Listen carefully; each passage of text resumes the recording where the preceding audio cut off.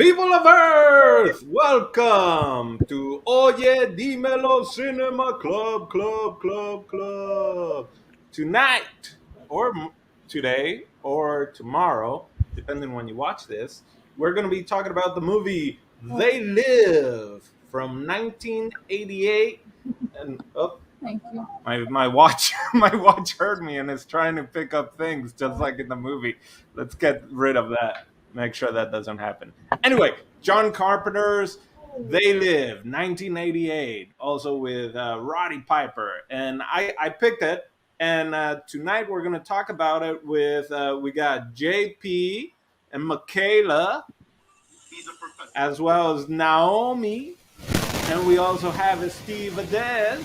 And shortly, we're going to be joined with by Jason.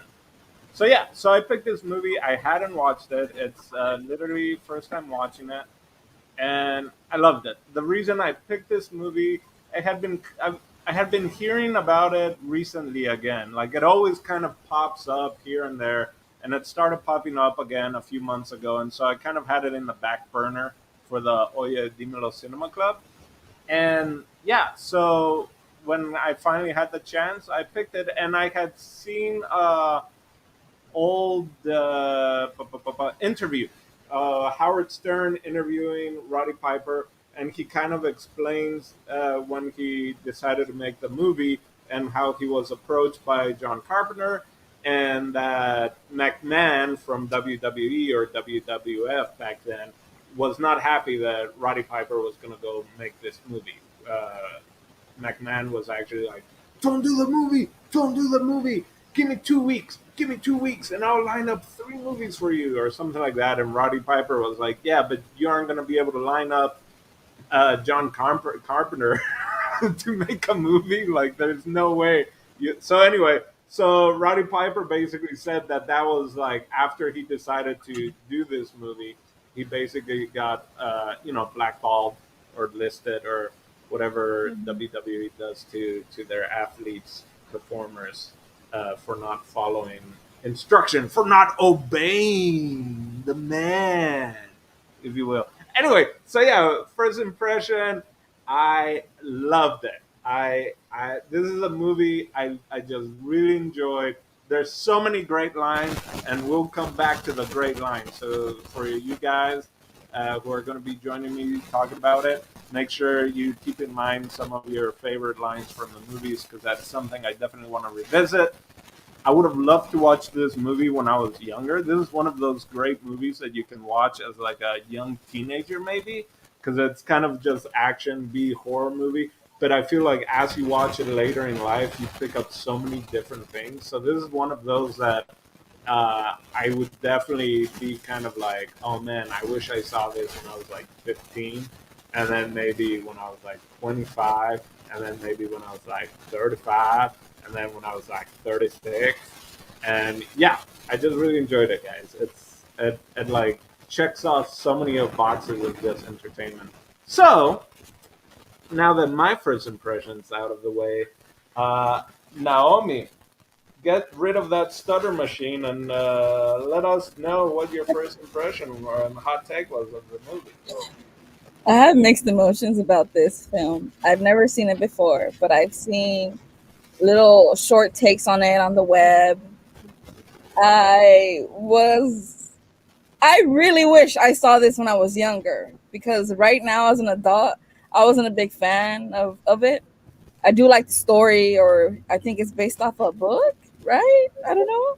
Um, but I feel that if that story was acted out by someone, I wasn't sure if it was like a serious movie or not, or a sci-fi. Like I was confused, so it's mixed emotions. It's But based on a short story that was also turned into a comic, but okay. then John Carpenter kind of made it its own thing. But anyway, go on. So I was familiar with John Carpenter's LA Escape from LA. So I was like, yeah, it's gonna be dope. So I was like thrilled, and then I'm like, oh, because as I don't know, I had high expectations, but it's John Carpenter's earlier work, so I was like, okay, lay low on the guy. Lay low on the guy. What was there something that maybe let you down? Because it's so you had high expectation. Was there They, something that turned you off, or was it just like it just wasn't there because of John Carpenter's kind of work and whatever? It's just like I'm not sure what it was. It was just there was it. It lacked something like an oomph where I was like, okay, I don't like the edit much. the alley fight could have been longer, right? I don't know. Oh my gosh.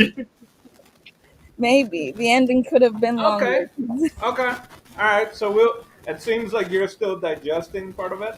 Yeah. So let's go to our current couple of the group, as in they're the only two people together in the room. So JP and Michaela. I'll go first just because I know that Kayla's gonna say No everything. spoilers. No spoilers. Everything I'm gonna say is- Michaela. Everything I'm gonna say is wrong, so that's okay. So I'm gonna let her have that to tell me that everything I've said is wrong. This is not my first time watching it, and the crazy thing is, the first time I watched it, I thoroughly enjoyed it. It was a fun ride. It's pretty hokey, but I think the second time around, some of the hokiness it starts to show a bit, and I think actually I'm getting what Naomi is saying, because like some of the subject matter is pretty damn serious, and like just like real world observations of like, you know, it's like oh, the man doing this, doing that, like what's really behind this and whatever. And this time around is like you kind of lose a bit of it because the film itself is kind of just a funny work of art. So like it's a serious subject matter, but doesn't really take itself too seriously, and the delivery is not like, I guess, as much as I want. I wanted more explored, which is crazy because the film, like, there's moments where it does feel a bit too long, and where we should just take a break and have a breather. But yeah, it's a fun movie. The dialogue is terribly silly, and I feel bad for Keith David because he has so many like moments of like I could like in the back of my head canon is like, man, he's doing his best to just fucking act out this not so great script, but the film itself in its entirety is pretty good. I did like the film. It's a good experience, and like, yeah, I'm not a fan of horror, so I don't watch that many of Carpenter's movies. But like, I actually do like this one for its faults and all. I just find this film so important for our pop culture. I mean, even like here, like Disobey, like most kids will actually recognize this font from an artist who took this from They Live.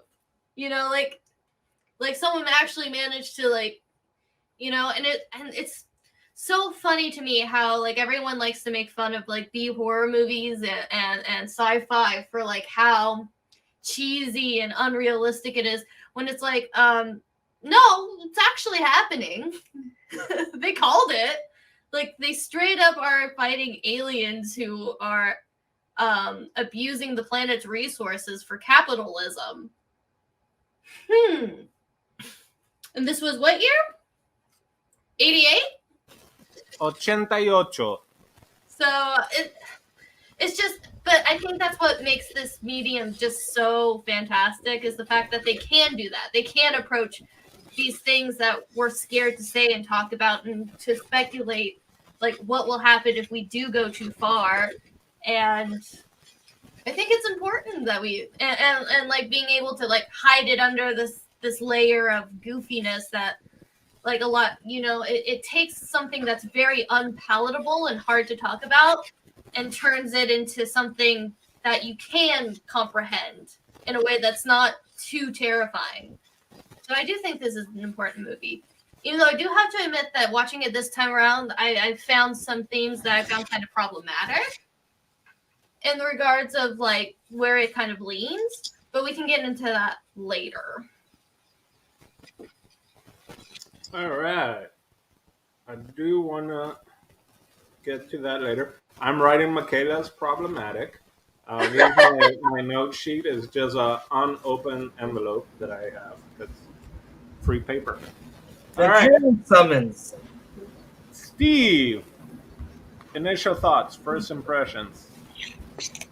Initial thoughts, first impressions. First of all, uh, Roddy Piper, that dude, an amazing, amazing solo actor. He said so much without saying much, and I love that. When you can do that type of acting, I absolutely love it. He also said one of my favorite lines of all time that when I heard it, I was like, that's where that line is from. Because I heard this line a lot, but I never actually knew where it was from. And it was this one.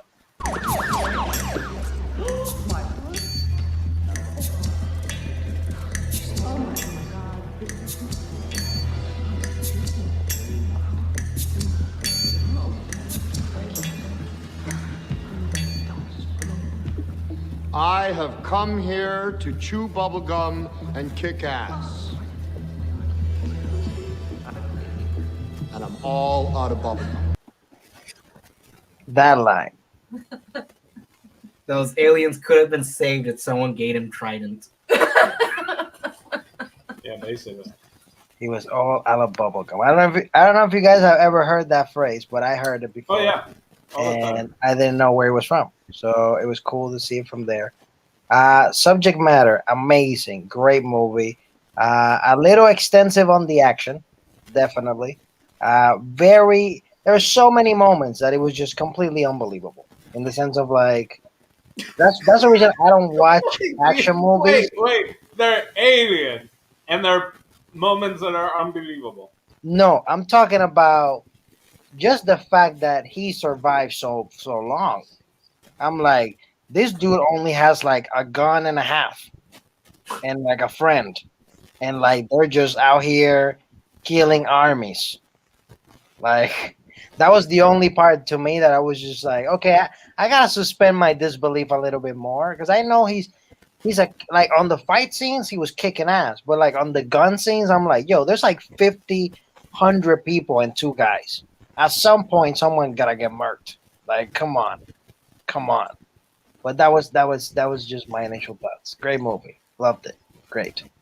Sweet. I did notice. I noticed the squids. You know, it's the '80s, and so like the blood squids that would, like some. It's just clearly B movie, but also just like early horror and all that. Once they started playing with the blood and stuff like that, it's so funny because you could never truly control how it would like burst and stuff like that. So at times it was just like real floppy blood, and other times it was just like pew, pew, pew. Anyway, so I even noticed the squid. Since you brought up that line, I even wrote it down. I laughed out loud because I mean that's a classic line, the bubblegum one. But I wrote down one that just I lost it. Brother, life's a bitch, and she's back in heat. I lost it. I mean, it's mind blowing. And so, what you guys think of yours? So the bubblegum line is actually Roddy Piper. So Roddy Piper would write down all the different lines that he would use in interviews and stuff like that, or possible lines that he would use for WWE matches or interviews or whatever. And so I guess he had a pretty good relationship with John Carpenter, and so he just gave John Carpenter kind of like, I don't know how many pages of just like one-liners, and John Carpenter liked that line and put it in. And John Carpenter uses a pseudonym in this movie, which again, I mean, he helped compose the music, he directed it. Like he's a writer, so a lot of times he didn't like to like just constantly be putting his name. Oh, But damn. also, he he kind of decided to go with Frank Armitage, which is the name of the Roddy Piper's buddy.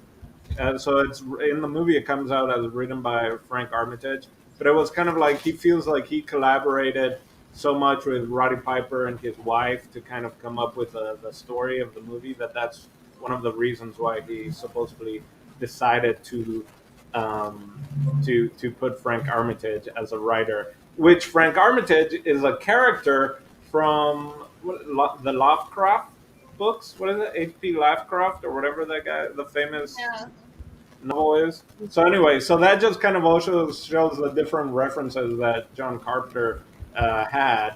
Something else about the story wise and writing, as hopefully you guys are coming up with your favorite line, is Roddy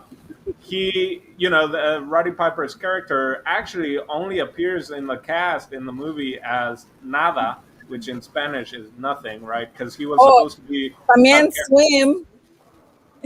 Oh. Yeah. También el que nada can be swim or do nothing, right? Anyway, but so he wanted it to be kind of like the man without a name or just a everyman.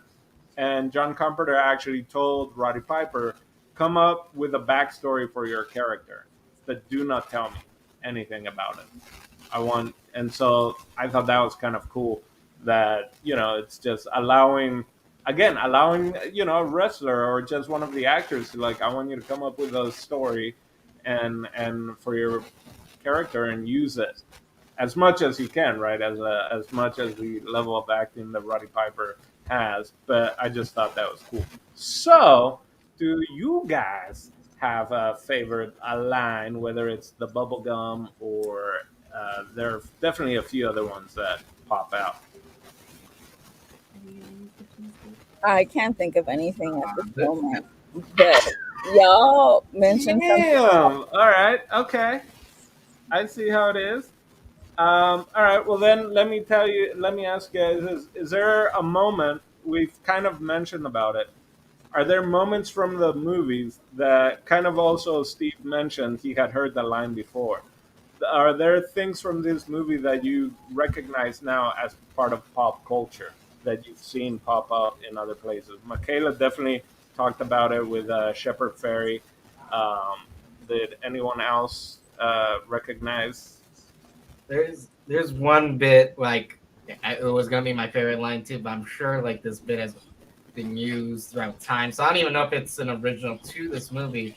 But when he's in the bodega and he's just chastising the old alien, is he turns on, he sees this other lady, he's like, you're okay. This one though, real fucking ugly. I'm sure I've seen that in other forms of media, either resonating in that scene or even just that banter in general. But that was I like that one. Yeah, that's a pretty good line. Any other references that you guys have noticed with other movies? It's just so hard to because I feel like John Carpenter was such an influence for filmmakers during this time. Most big directors who grew up during this time are always John Carpenter, duh. But I think he influenced a lot of stuff. All right. So before we'll go into themes, I also want to point out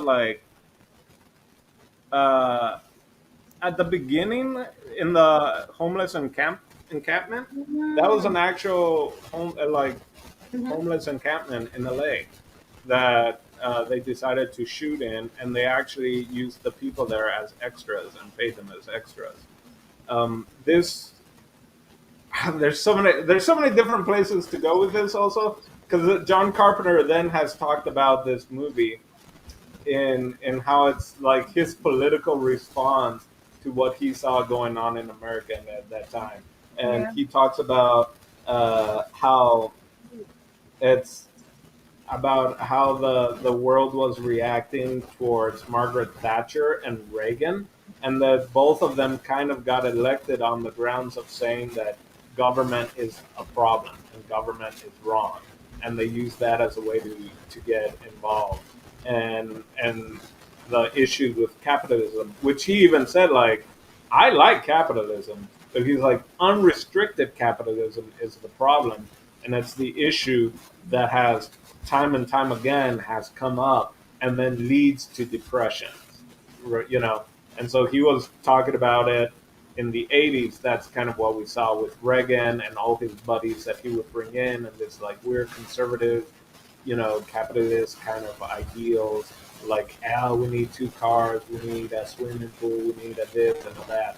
So Interesting Carpenter just flat out has come out and said that, you know, this was his political message at the time. So just this whole idea of like people today, it's like Hollywood needs to shut up, or don't tell me how to think, or oh, we want our movies to not have any meanings. It's like, no, they've always had meaning. The greatest movie that are usually has meaning or a theme or something that usually the director or the writer is trying to put across. So yeah, and he went from saying that also, I guess in the 90s or 2000s when he was talking about the movie in the back, that he was like, now that he was saying that movie is a documentary. So anyway, yeah, so that's kind of the background of where he got the themes for it, and his political commentary of America in that time. Especially, he hated Reagan. He was not happy with Reagan, and maybe also just the fact that Reagan had been an actor, right? So, yeah. Anyone else wants to jump in on themes from the movie? Well, going on the political stuff, I was surprised they didn't even make a I hear you. I was surprised that they didn't even do a satire on Reagan or like alien president, to be honest. Like you like, because they mention all the time, like in the news and where it's like the poor getting poorer and the rich are getting richer, and even see this whole big old banquet near the end of the film of all these like American elites that are in on it with the aliens and whatever. And like, you know, and we see it when when the main character goes into, I think, the unemployment office. Like it's so like it's overwhelmed. There's no actual resource to help these people. So like that was pretty like basically on the nose for sure.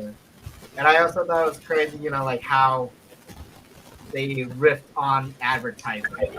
How like advertising on its simplest, purest form is literally just that one word, obey. And even you see it on the money. I thought it was so funny. It says, "This is your God." It's like, yeah, like in a capitalist society, especially like back, because like Reaganomics was still pretty huge, you know. So of course, like the dollar is the one with the biggest voice, right? They even use the fucking quote, oh, the golden rule. Whoever has the gold makes the rules. So it was very much that was the theme of the movie. You're mentioning something about advertising. I was in an advertising agency a year ago, before COVID. And when the scene when he's walking down the street in the magazine rack, that scene, I've seen that scene over and over, and that's where my high expectations came from. I was like, yes, I'm finally seeing the scene, you know, like. Anyways, that's how it goes. You're behind when you're in advertising, you're behind the veil of, you know, in the scene of Wizard of Oz, where he's like abriendo la cortina. You actually get to see all that happening. You also get to be part of it. How to say things, how to bring things to the table, how to address things to a certain culture, to a certain client, or to the certain audience the certain audience who's gonna watch it and stuff. So all that behind like the typography. Oh, I love that scene. I felt that I was really inside the scene and walking through with him. I'm like, yes, this is what it was. This is what exactly what I saw when I was like working the advertising agency. Exactly what I saw.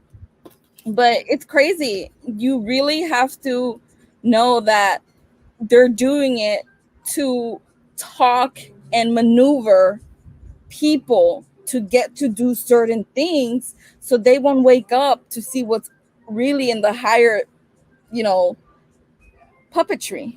You know what I mean? So yeah, that's where I went with that. I'm sorry. No, don't be sorry. That was a great take. For me, I would say, man, when he was trying to get a job and they were like, "Yo, this is union." You know how many times I've been union and I wanted to get a union gig. They were like, "Yo." So yeah, that was. Well, the whole idea of it's union, but then he looks over there and it's just a bunch of, I would imagine, Mexicans, that they got from Home Depot.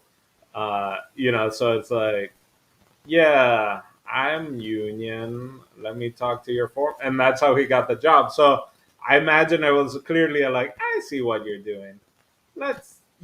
So he kind of did beat the system there. But yeah, the whole unemployment, it's weird because now everything is just like Indeed and all these different online things, which is even more, I think, dehumanizing, right? The fact that a lady is like, I got nothing for you, I can't help you, whatever. But now it's like you submit applications and you fill out all these things. Sometimes it's an hour worth of I remember even applying for a job at a zoo that I had the same position and at another zoo, and it was like an hour, 2 hours. It crashed. I had to redo it again.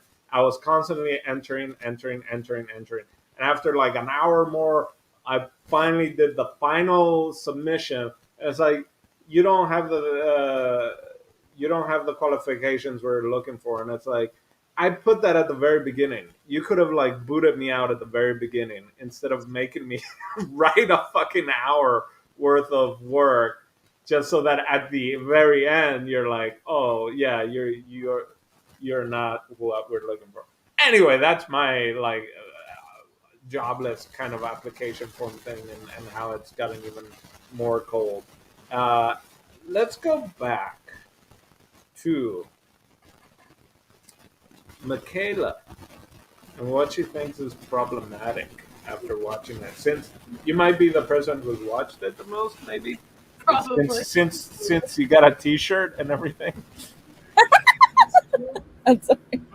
Well, no, it's just this time watching through it kind of just reminded me of certain kinds of individuals that tend to view the government in these kind of ways, and it's incredible to me how what was going on historically at the time, the whole conservative movement, and how it got even more conservative. Not even 5 years after this film was made, Waco happened, and after Waco, Ruby Ridge, Waco, that all happened within 5 years of this film.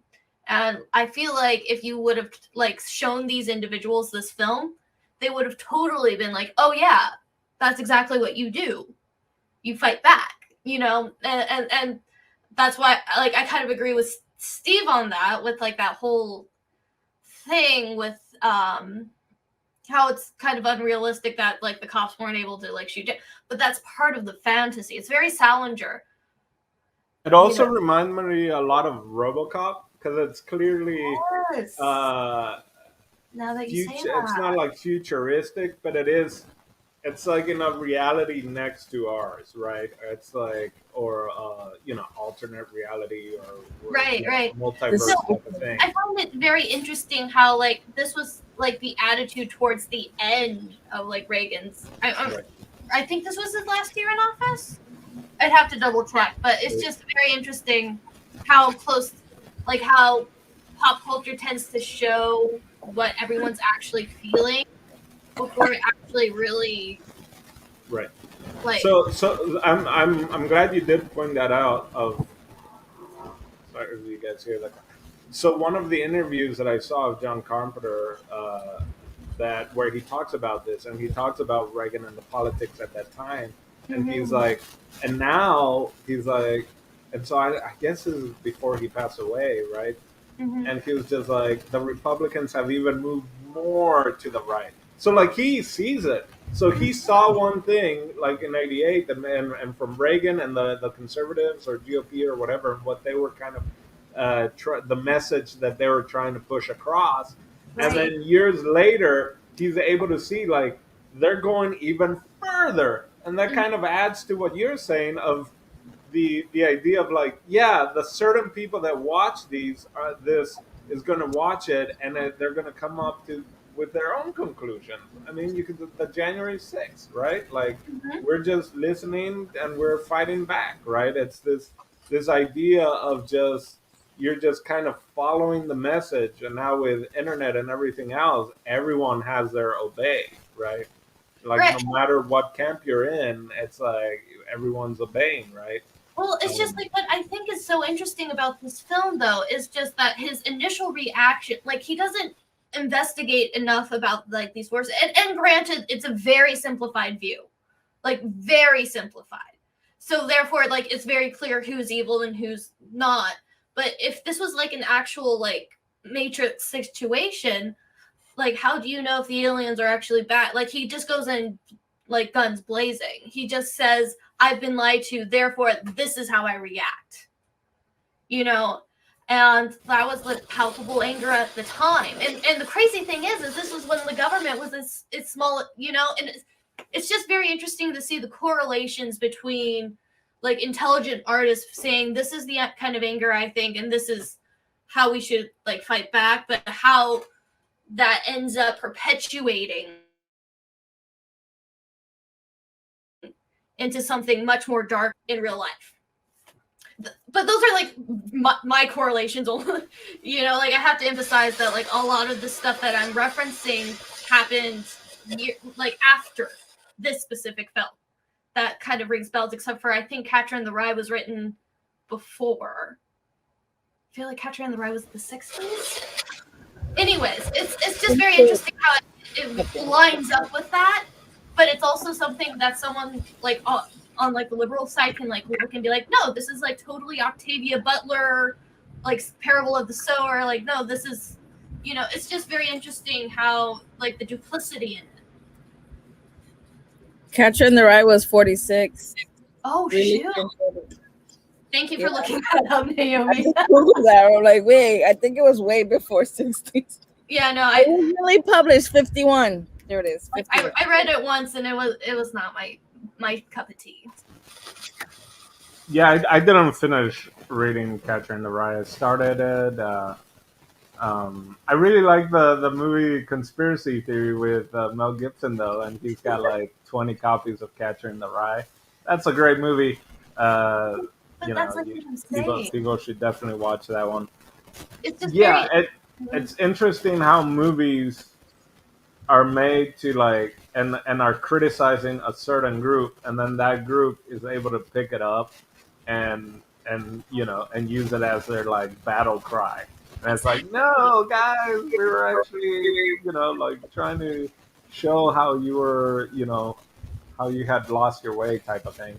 I also think it's interesting. So many of these movies have had sequels or remakes, even, and I was like, man, how has this not had a remake or a sequel? And I'm like, well, I don't know how much. In my mind, I'm thinking John Carpenter being like, no, this whole thing is against consumerism and like and all this. Like, if we make another movie, then we definitely are the aliens, and just we are the capitalists who are just taking advantage of the people by you know reselling the same shit over and over.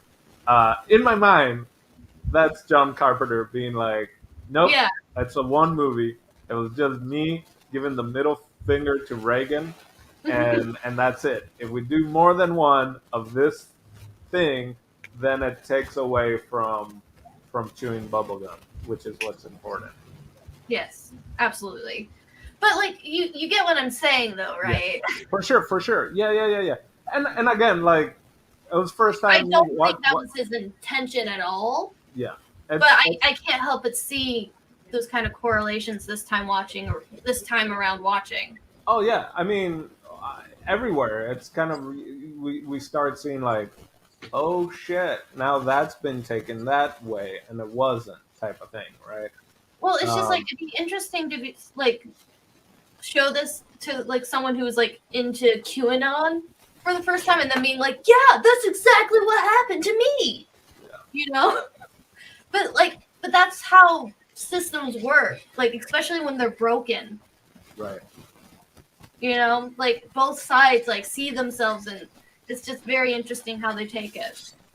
Well, and it's kind of, I mean, it's interesting how, this kind of coincides with network, and just the idea of like the feeding machine of just like we're giving out all this kind of just throw up in people's faces and they're just gonna gobble it up.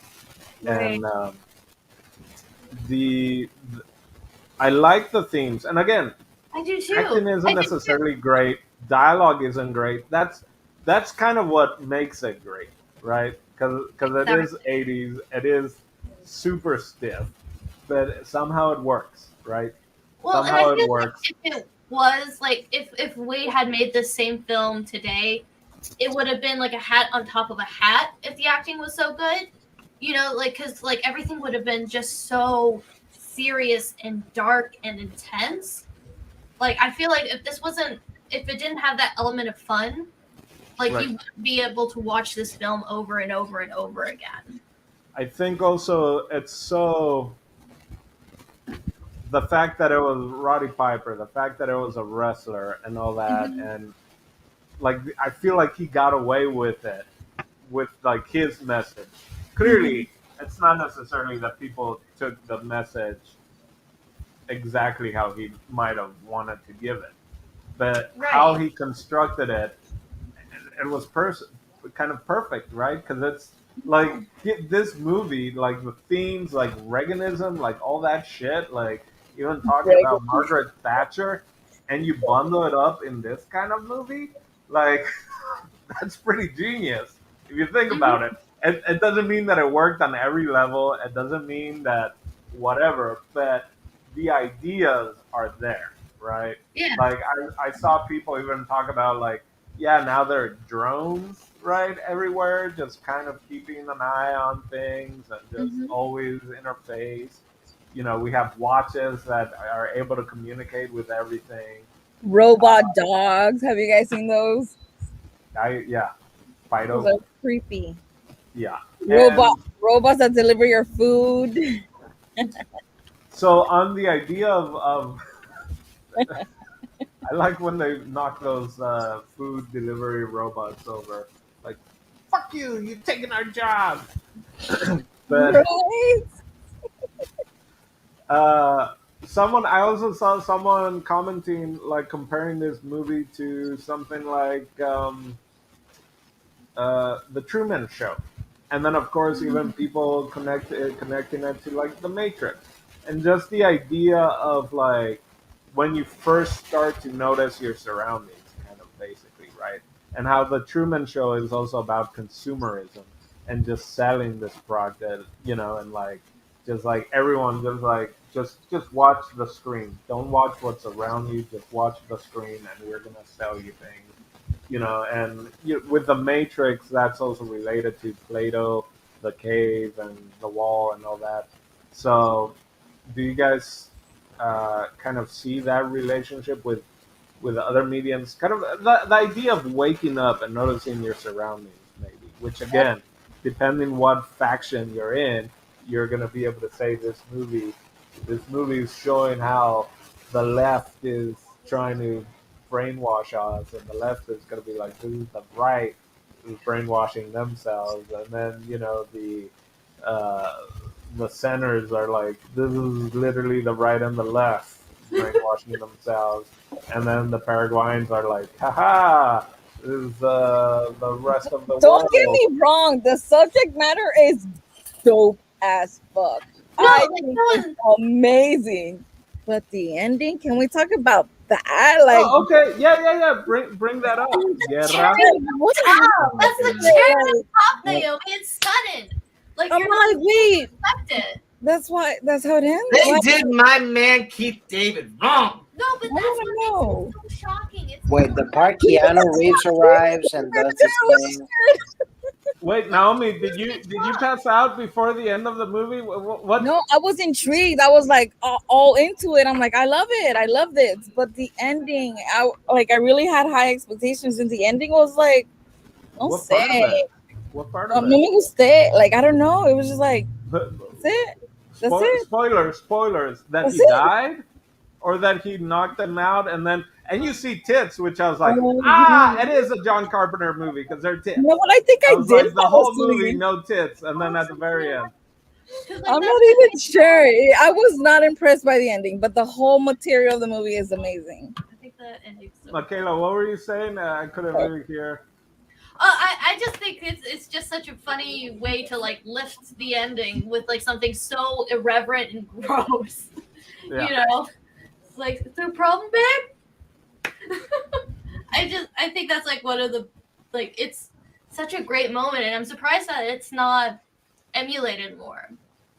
You know, Yeah, I know. I did not see that coming. I mean, I saw it coming once, like clearly everyone is being able to see what's happening, and then you see, and I'm like, oh, she's gonna be having sex with an alien. That's gonna be funny, and it was great. I mean, it just seems so clever. Also, And one thing I just want to comment on, just the fact that we've been doing like films from a certain time period. We're doing the 70s now. This was a 1988 film. Uh, there's a correlation with the subject matters that are way more, I would say, like the theme of this movie that was like about people waking up and all that, and like seeing their surroundings and everything, versus like if you notice films of like, I would say even mid to late 90s, early 2000s and beyond have been like way more like, the only ones that I've seen that kind of put that little seed of like, hey, maybe think a little bit, has been animation films for some reason as of late. Everything else has been like more like guns, stupid storyline. So there's like a correlation of like, I guess people were like, in the film industry, they were a little bit more free with what they could do back in those days than like now. But that's my opinion. What do you guys think about that? well, I I mean, agree because of consumerism. Because look at John Cena having to apologize in Chinese for comment about Taiwan being a country. Yeah, no, that's money. We need that money. Don't talk about certain things. We want to get as much money as possible, so we don't want to offend anyone. yeah, no, that's like as the budgets got bigger, it's as simple as that, you know. I mean, I still do think that there are certain like film genres and mediums that tend to get away with more things. Like animation is a perfect example, you know, just because I think that's something that a lot of like grown-ups don't particularly pay attention to because they think that it's geared towards children. So I feel like creators have a lot more leeway in being like, no, see, it's a cartoon. It's a dragon saying it. So of course it's not serious, you know? Whereas like, and it also doesn't help that we're so saturated. Because I think that's the main problem is it's not so, because like people are saying things like, I mean, heck, one of the biggest shows right now is Handmaid's Tale, which is like one of the most dystopian, like it's one of those speculative kinds of fiction that we really don't want to approach, and it is something that's so close to like American culture, but like it's one of the most popular shows, and it's because it's smart and it makes you think and it makes you like take a step back and look at politics. It's I just haven't seen that. I need to catch on that. yeah, no, Handmaid's Yeah. Tale is insane. But it's because there's just so much out there that it's overwhelming. Or at least that's what I think it is. It's like we're trying so much to make something stick that it's just like all you see is like the proverbial mess of spaghetti on the wall and not like what's actually sticking there and what's getting into people's minds and formulating into something worthwhile. Well, and as soon as one thing sticks, then everything has to be that, right? As soon as one thing, oh, this is working, well, let's have 200 of these, you know. Well, but see, that's part of also, but that's part of it. And also, in the 70s, like since like they didn't have the same kind of access to things like cameras and stuff. Like the people who really had the will and like drive to actually go forth and make those things had all the say. Whereas today, everyone has a camera. So if someone's inspired by the Joker, you know, like they can go out and make 5 different versions of it, just play around with the character a little bit. Yeah. And you're right, a big part of it is trying to like capitalize on that. But for a lot of people, that's just how they express their creativity.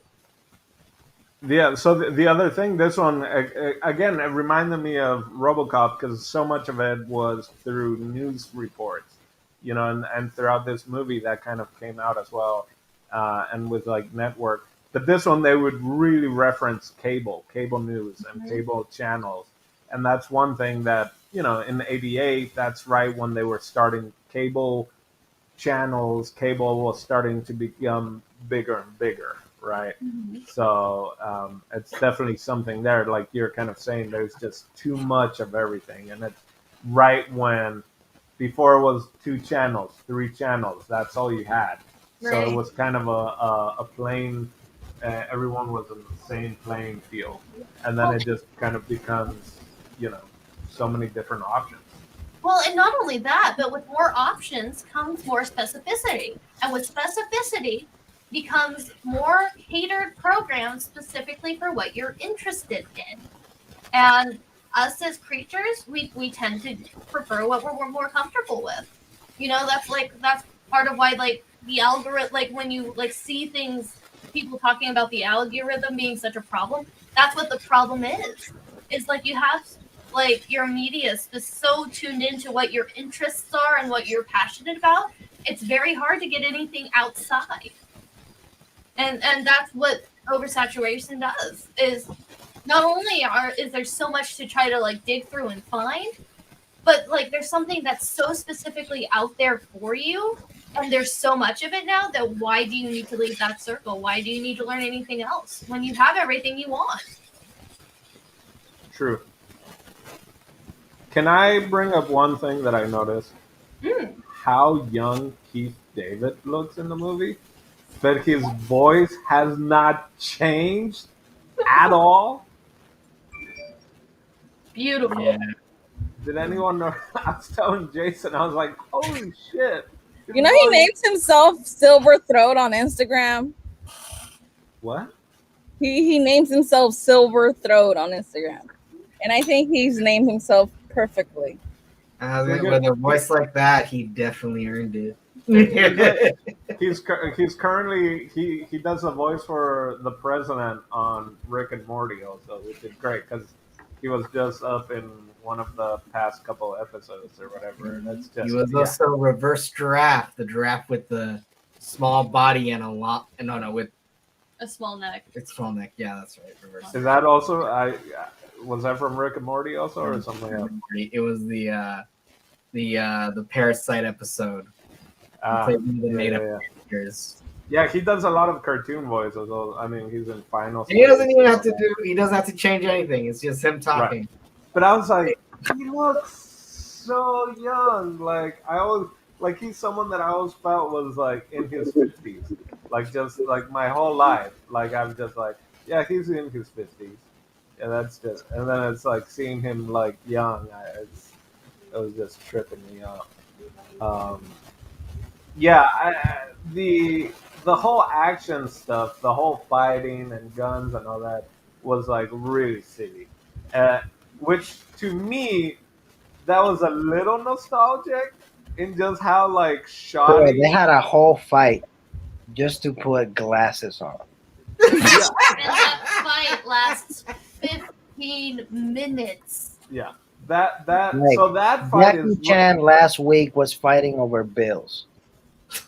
that fight has been referenced a lot as well in different movies brought up, and I'm just like, in one point, Keith is just kneeing the shit out of his balls, and I'm like, dude, I'm like, maybe that's where it's like unrealistic, because I'm like, after the first knee, he would have been done.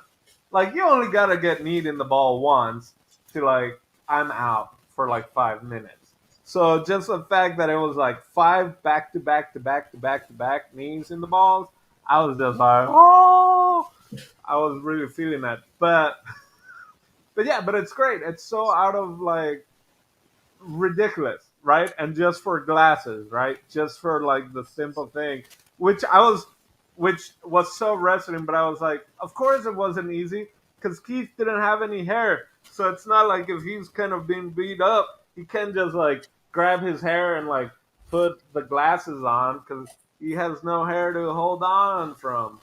Even though I did notice this time around that like the makeup artist actually like gave him a spot where like the asphalt skinned the back of his head. What? Yeah. The Like what? I did notice that his he did scab his skin or something. I was like, ouch, that must have hurt. But a good makeup, I thought. like the makeup artist like paid attention to them details. And you know what? Well, They don't do fight scenes like that anymore. Well, You have to No, because someone edits that to be 3 minutes. Yeah. well, Jason mentioned, I was like, how long were they in that motel room? Like 3 weeks? Because yeah, they go from like beat up, completely like dirty, soiled shirts. He's like all bruised up, and then the very next scene when they go to the secret meeting, they're like perfect clothing, and it's not like they got like a change of clothing. It was the same clothes, but like they were like pristine. You know, Yeah, because he was fighting with that shirt you got on. He was Yeah. pretty muddy. Yeah, that's true. That's true. yeah, You seen the lady now, Meg? yeah.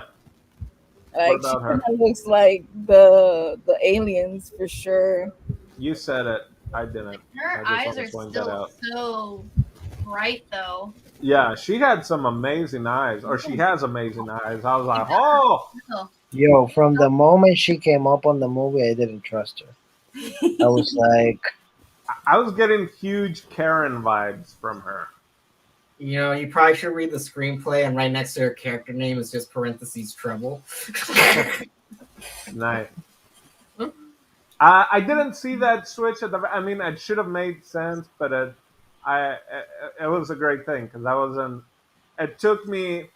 I feel like once they were in the stairwells going up, I was like, "Oh no!" But it was very nicely done. Kudos to John Carpenter for having that because it could have very easily just have been this weird. She had kind of I was telling Jason, a Sarah Connor feel to her at times, you know. But definitely that end of her just like, nah, I want the money. Like, dude, they were just getting an increase of 39%. I was like, I know Jeff Bezos, you know, Steve's homie Jeff Bezos and Elon Musk were in that meeting. I can tell you that much. I didn't see them. Oh, they were there. You must have missed it. There was a bald Yeah, guy I mean, there. Bezos had hair back then. Yeah. I like that the foreman, the construction foreman is that, I was like, is that the construction foreman in a tux or yeah, whatever right now? Like, is that what we're going for? That he's to the same level and he's able to like, come with me, guys. Let me show you. Like, oh, I got a guy. Like, what kind of security level is that? Where it's just like, yeah, let's let anyone. I want to see his story, like his sudden turnaround in like less than a few days. Well, he does get away, right? He never gets killed. He jumps in the hole, right? Supposedly. The power got to his fucking head though, because he was showing them so much shit. It's like, you guys ain't gonna do nothing. Well, You guys are cool, right? But that's like supposed to be the metaphor. It's like he gets in on this like secret thing, and you can tell that he's still kind of lower level. Like, yeah, he can like pull some strings, but not really. You know, like And he's also, too also proud. another thing I gotta comment is what type of security did they have? Because it was like a moment he was like the most wanted man ever. He was like on TV, and all of a sudden he disappeared, and like nobody's looking for him no more.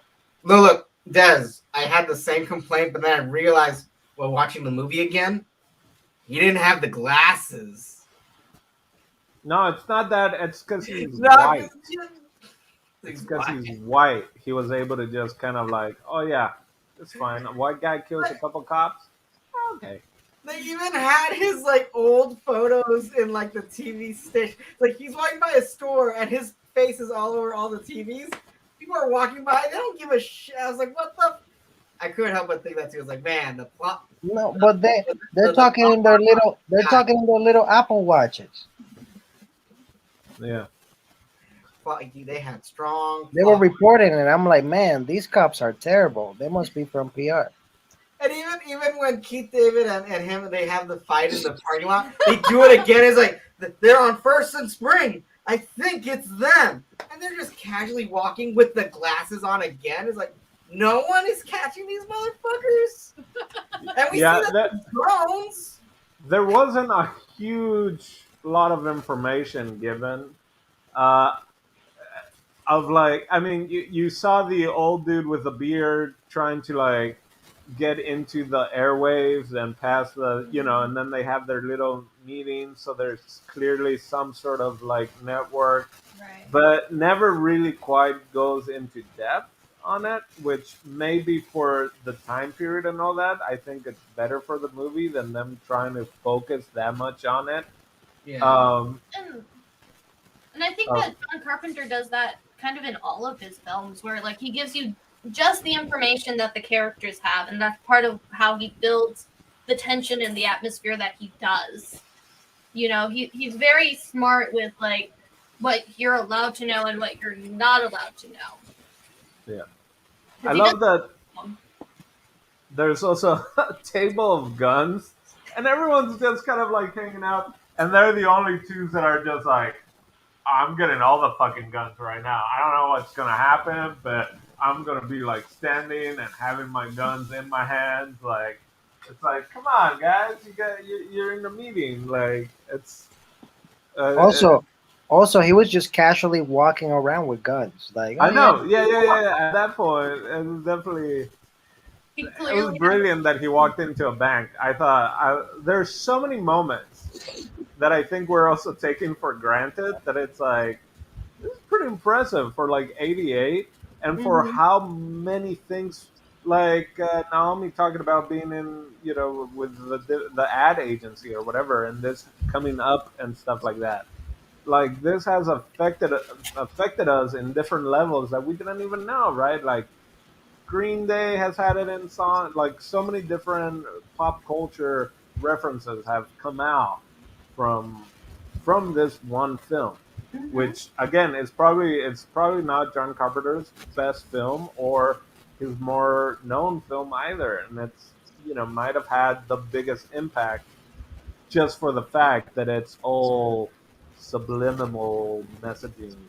Yeah. No, I'm like, I also want to point out that I think a big part of like what we think is so weird is because of what's happened since then. Like Yes. in 88, like a lot of people just carried weapons. Like this was before 9/11. This was before school shootings were like a big thing. So I feel like that was also part of it that doesn't translate well, is because we are now hypersensitive to like these kind of threats. So I'm wondering if that might be part of the disconnect. Interesting. Based on the time, this movie is wild. Wild as fuck. I love the subliminal wakeness that it lets people know, like, hey, this is the shit that's going on behind the curtain, motherfuckers. There you go. And with that, let's get into final thoughts because we've kind of gone all over. So I'll start with Naomi since I think she was just getting into something right there. Well, I really shit. I appreciate this film. Um, I'm still processing it. My expectations were very high, but I do enjoy Escape to LA. And I wish I had seen this movie when I was a little younger. And now that I have escaped many of the veils of the universe, and I'm like, oh shit, this was out in the 80s. It's very bold. I recommend it to those people who want to see the like that bold movie, like, oh, they stepped out of the fucking zone on this one in this era. So if you like those kind of films, this is definitely it. Escape, escape. I, I'm really caught here, so I'm stripping little by little. Uh, Steve, what are your final thoughts? My final thoughts. So this movie is from 1988. The LA riots were somewhere in the 90s, right? Oh I shit. didn't live in the early 2000s in LA, but I did move in 2011.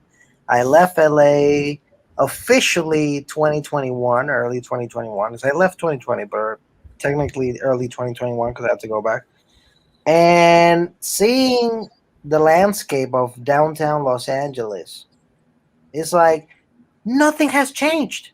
Like everything looks the same, surprisingly. Uh, Probably more homeless people, probably more dirtiness. Uh, but there was like so many scenes of the movie that I was just like, oh yeah, that's LA.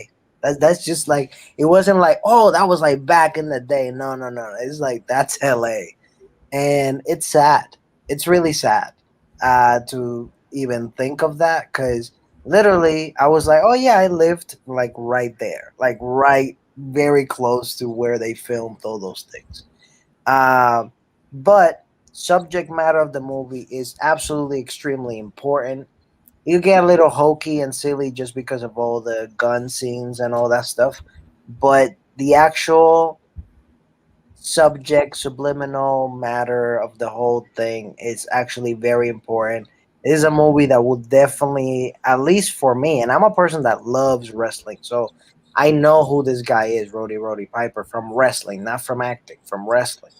And this is a movie that I would have never had in my radar if it wasn't for being Dino's pick. So I would definitely recommend it to people, definitely wrestling fans, because they will just wrestling fans that see a movie with a wrestler, even if it was The Rock, that he's technically not a wrestler no more. He's an actor more now and producer.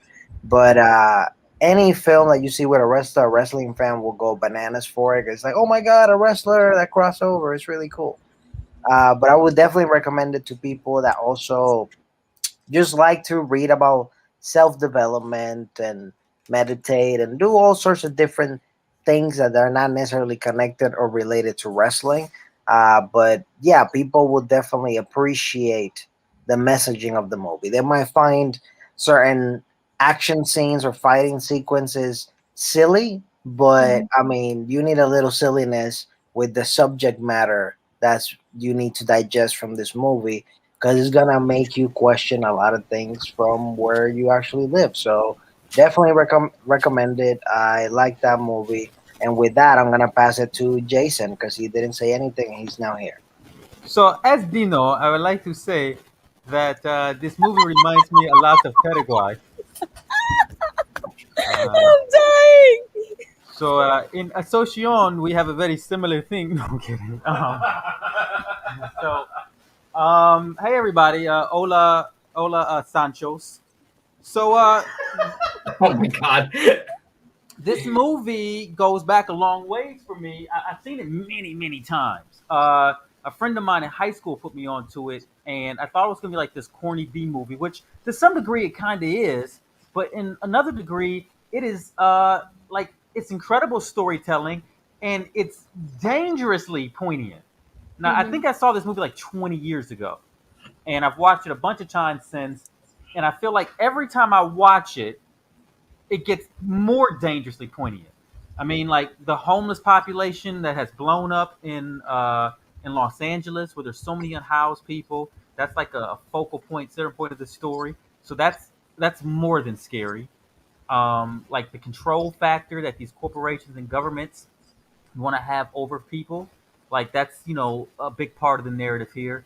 And I'm just having final thoughts, and I guess I'm trying to give everything that that I thought about the movie, but I'm going to keep it really brief. This movie is incredible. They could remake it now and make the movie more polished and sharper, and it would have a super strong effect. But I think what makes this movie so cult is the fact that it took place almost 40 years ago. And it's still relevant. And it's still relevant, and people probably laughed at it back then. I don't know, but I would imagine it was not critically well received, and I can imagine audiences probably didn't love it. I don't know that to be a fact. It's just my guess. But with time, it has shown that this movie it's strong, and it's going to probably be around for another 40 years. If we're still around. If we're still around, and I love Roddy Piper in it. I remember the first time I saw it, like, oh wow, his acting doesn't completely suck. He's actually like really entertaining to watch, and it has one of my, not even one of mine, but probably one of the top 10 best fight scenes ever committed to film. It was I forget who did a list, and it's top 7. Is it? Yeah. So it would be in my top 10 for sure because it's ridiculous and it's awesome, and it goes on like just a hair longer than it should, but that's kind of what makes it perfect. Are you talking about the glasses? The glasses fight scene, which is famously parodied by South Park. I don't know if you guys talked about that with Jimmy and Timmy going at it. So if you guys haven't seen that, you definitely should. That makes fucking sense, bro. It makes more sense now, right? Yeah. So would I recommend this to people? Absolutely, everyone. If you live in a society, I would recommend this movie to you. Anyone who ever brings it up, I talked to somebody about it today. I told them I was going to go home and do a podcast. I'm like, about what? And I explained the movie to her, and she goes, that sounds awesome. I want to see it. I'm like, well, you should. So there you go. That's my take on They Live by John Carpenter. Although I would like to hear you guys' point of view. I'm sure you already did it. About the final. They all hated it, apparently. Oh, did you guys hate it? About the final what? I was going to ask you guys what your interpretation of the final scene was. Oh, yeah, we talked a little bit about that. Okay, well, then I'll just watch it on the replay. But, yeah, so that's my take on the film. Michaela liked it, but she's changing now her tone because she's so woke and stuff. Everyone else. Michaela got woke to the film. Yeah, I got you. yeah. Yeah. No, like, her shirt is perfect. Oh, what's your shirt? Watch TV. Oh, nice. Oh. Anyway, but yeah. All right. Who else has final thoughts that haven't gone? Is it JP? Huh? JP. Yeah, that's what I thought. Right. Final thoughts, JP? Is he frozen? JP. Watch, obey, marry, and produce. Watch, obey, marry, and produce. Watch, obey, marry, and produce. We don't have the technology to work on your troubles. Wait, you said reproduce. Yeah, I think he means And reproduce. they do what they told you. yeah, JP is reproduce, not produce, because producing is what I'm doing right now. Yeah. That That explains a lot, though. If JP is like, "No, we're producing. This is what producing is." Okay. Those that are justified. There you go, Naomi. Okay. Any final thoughts, JP? Though, other than that, Nah, it's like I said before, like it's a somewhat serious subject matter that doesn't take itself too seriously, which is part of the fun of the movie. And like the end, oh my god! Like I know, like we talked about it, but I was probably gone for most of it. Like no, it's like so. I really did like the ending. Like I hated it for the character's sake. I was like, after all that effort, really, but just like it leaves it up to you. Like what? Because part of the reason of the film is like they're trying to get the truth out there. To in their minds save ourselves. but now now that the truth is pretty much presented, and we're seeing like the ugly face of reality. Hey yo, Hey-o. what are we gonna do with it? And the movie leaves that to you is like, what comes next? So yeah, I really did enjoy the film. All its hokiness and its 15-hour fucking fight sequence. Nice. All right. Is that everyone? Did everyone go? Not you, Dino. Thank you. I haven't gone. I love, like I said at the beginning, I love the movie. I didn't bring it up, but I love the fact that the sunglasses when they were first showing it was black and white, and then that, as you start understanding what's going on in life. It, Oh, like, can I gives you say something real quick? My bad. No. You just reminded me. When he had that whole box of glasses, I was like, bro, you out here looking for a job. You out here don't have a place. You're gonna throw all those glasses away? Like you could have hustled. Even if those glasses you didn't see what it was. I'm like, you could have like sold those glasses at least $5 a pop. And now that you see the value of them, now you sell it for more. But why would you throw a whole box of glasses when you go and break into a house and get them? You know what I'm saying? Like, Because he hadn't found himself to feel, the fear took over. He had not found himself to know that, hey, the fear's here. Let me conquer this motherfucking fear. Fear took over. That's why he put them motherfucking boxes in there. That's all I have to say. Also, shittiest hiding place ever. Ew. A full trash can. Yeah, let me hide it here. It's so Okay. funny too that the fucking garbage people, they didn't realize that their load was gone. They don't give a shit. Don't get me started on garbage people in Chicago. They're garbage. Yeah, or recycling people. well, that was That's another- clearly LA. So yeah. That's another scam. But anyway, yeah. So final thoughts.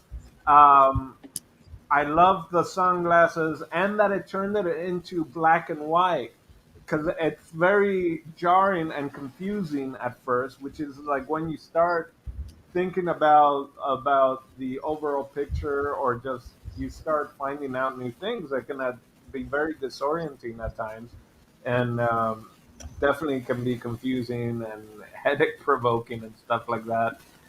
And I was just surprised that again they allowed that to be a thing in '88 of like, we're doing color movies now, guys. What are you doing trying to put black and white in our films? Like, it just really shows I guess John Carpenter being able to like control and do what he wanted to do.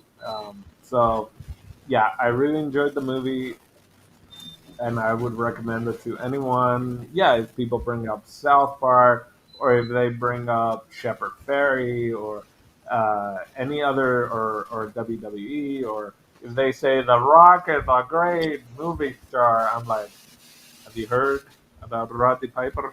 Well, let me tell you, you should watch this movie, or anything to do with that. I would recommend it. It's a fun, entertaining movie. And I thought maybe there would be way more sexism and misogynism and all that, but not so much. Not as much for an '80s movie, you know. Right? Even though Meg Lady had a high role there, like Yeah. as a producer. I like that. I'm like, damn. Yeah, and yeah.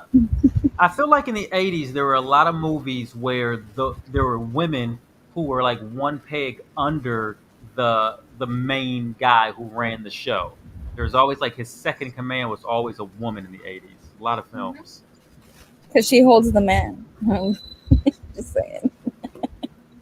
Also, I'd be very concerned if that were my house, that she threw him out, because all it took was one push, and that glass just gave away.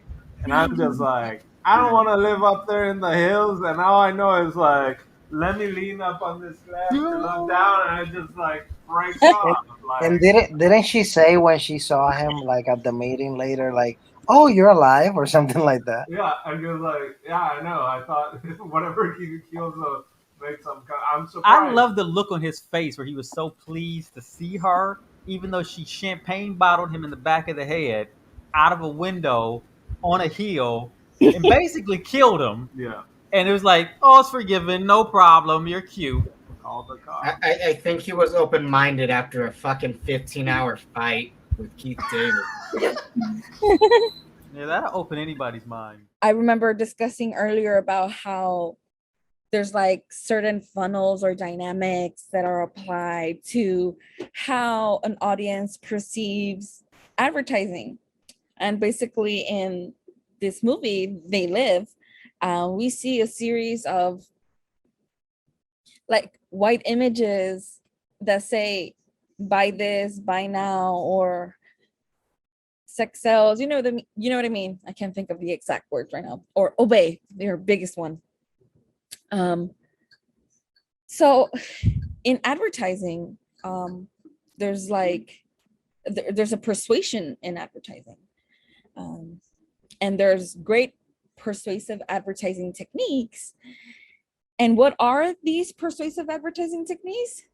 They're how you convince a buyer of your product through visuals.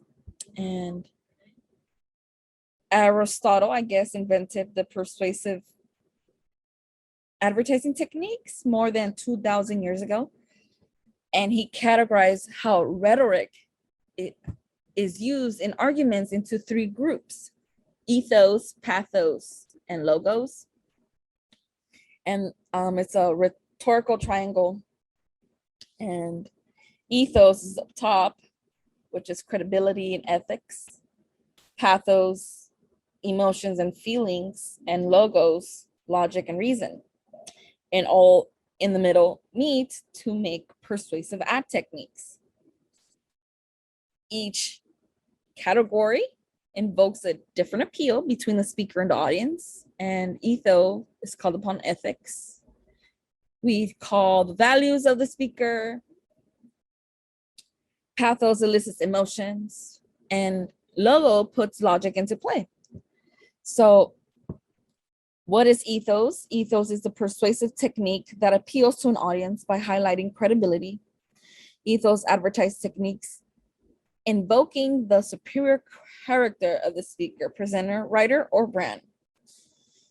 Ethos examples aim to convince the audience that the advertiser is reliable and ethical. It's easier to make a decision when someone respects, with someone you respect signs off on it, right? So this is broadly a function in ethos. This is like the a broad function of the ethos commercials. When an esteemed public figure endorses a product, it validates it to the end consumer. And ethos advertising plays off the consumer's respect for a given spokesperson. Through that respect, the spokesperson appears convincing, authoritative, and trustworthy enough to listen to. Of these types of persuasive techniques in advertising, ethos is best used to unlock trust. Jennifer Aniston promoting smart water, or like Subway guy losing weight, you know what I mean? That's also an ethos. Stephen Curry in a Infinity commercial. What is pathos?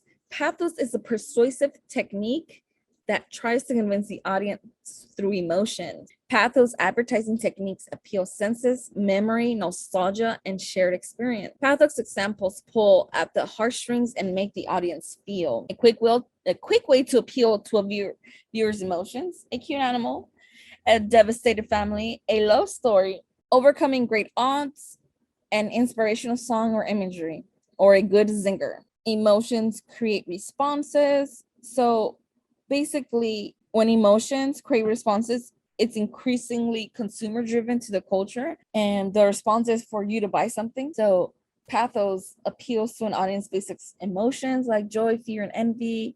All are easily triggered in many ways. They evoke your feelings, but anticipate your responses too. If you want to explore pathos advertising, language is the best play to start. Like if you want to start advertising, pathos is like the category to lean towards, to like explore. So when we're like looking at the different persuasive techniques in advertising, you have to ideate on which technique best fulfills that need. like the direction given to a copywriter or a designer, obey, make the audience obey. You know what I mean? Like literally you can see, have the audience call to action, go to the website and go to the nearest store, you know. It's like persuasive advertising technique. It's all a funnel. And I hope that a little bit more about the secrets of advertising, but it's more about rhetoric. And back to you, Anybody's Steve. mind. So I got a question for Steve. Steve, what do you got for us next week? Next week? Well, why you keep asking me this question, bro, when you know it's not my turn? It is Michaela's turn, but we have a stipulation that the movie apparently now has to finish with the number 8. So In all the year. Does it really? Well, In that the was year. the You have to pick the movie based on the ending year of 8. So it could be 19. the It last could be movie was 1908. 78. It could be 1918. You It pick could be 88. 1928. It could be 1938. It could be 1948. It No, could yeah, be we get how numbers work. 1958. All the way to 2028.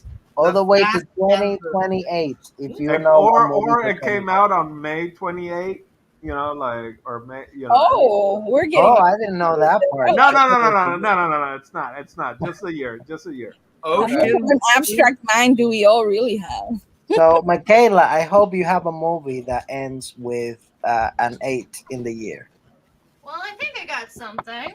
1948, Abbott and Costello meets Frankenstein.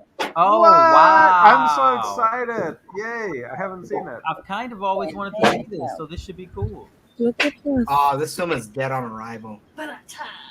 Oh my God, look how beautiful that is. I'm admiring the imagery. Yeah. Really good. I'm excited. I saw a whole thing. They did a bunch of those movies apparently, and I'm just like, oh The boy, original crossover. yeah, like the original crossover of just, you know, Is it before the MCU, it was Abbott and Costello and the Monsters. is it the guy who plays Frankenstein?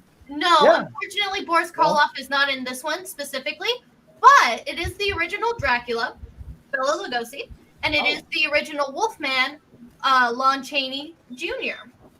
Well, let's make sure we talk about next week why Korloff wasn't in it. Yes. Ooh, that's so it's so spicy. He was too busy making a movie with Johnny Depp, wasn't he? Oh, should we all guess? I think he was just drunk and missed his call. I think it was with Pablo Escobar. No, actually, I mean, I could explain it. No, If you guys want. Naomi, why do you think he wasn't there for Wait, who are we talking about? the original? Yes, the original actor who played Frankenstein, who is show the Yes. picture. He was probably busy doing another production. Nope, actually, it was because No. Wait till next week. We gotta wait next week for that. So, for Guerra, Michaela and JP, El Dondino, Jason Echo, that's Steve, that's TV. We'll catch you next week. Bye-bye. Hey, I'm JP Serno. Thank you for watching Oye Dimelo Network. Please click here for additional videos and don't forget to subscribe. That's our new theme song.